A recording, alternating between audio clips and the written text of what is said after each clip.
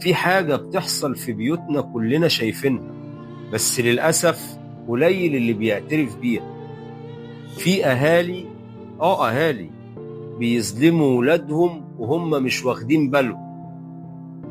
يا جماعة، تفتكر يعني إيه ولد يكبر وهو حاسس إن أخوه أحسن منه؟ أو تفتكر يعني إيه بنت تحس إن أمها بتحب أختها أكتر؟ الجرح ده ما بيخفش وبيفضل عايش مع الولد لحد ما يكبر ويبقى راجل، وبيفضل موجع البنت حتى وهي أم. يا جماعة، إحنا كبني آدمين طبيعي نميل لحد من ولادنا أكتر، ده طبيعي. اللي هو الوسيم والشاطر والهادي واللي بيسمع الكلام، ده طبيعي ومحدش يقدر يلغيه. لكن اللي مش طبيعي إن الميل ده يتحول لسلوك وظلم وتمييز.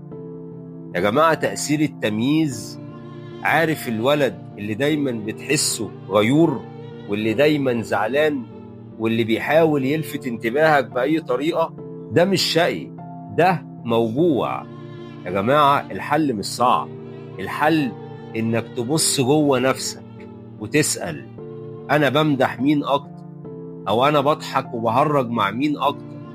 أو بزعل من مين أسرع؟ ولو لقيت نفسك بتميل، عدل في تصرفاتك، أو عدلي كأم في تصرفاتك. حتى لو قلبك ميال أو قلبك ميال لحد معين فيهم، ساوي بين ولادك في الكلام الحلو، ساوي حتى في الحضن وفي الوقت اللي انت بتقضيه معاهم. واسأل كل واحد فيهم: انت عامل ايه او محتاج ايه؟ يا جماعة، العدل مش انك تحبهم بنفس الدرجة. العدل هنا ان كل واحد فيهم يحس ان له مكان خاص في قلبك، في قلبك او قلبك. يا جماعة، بيوت كتير بتتكسر بسبب الظلم ده، وبيوت كتير بتتصلح بسبب كلمة حلوة واحتواء بسيط. احضن ولادك، اسمعهم، وافتكر: الولد اللي بتحرمه النهاردة هيكبر يفتكر كل حاجة بكرة. ولو انت شايف ان الكلام ده مهم، شارك الفيديو، يمكن كلمة واحدة تغير بيت كامل.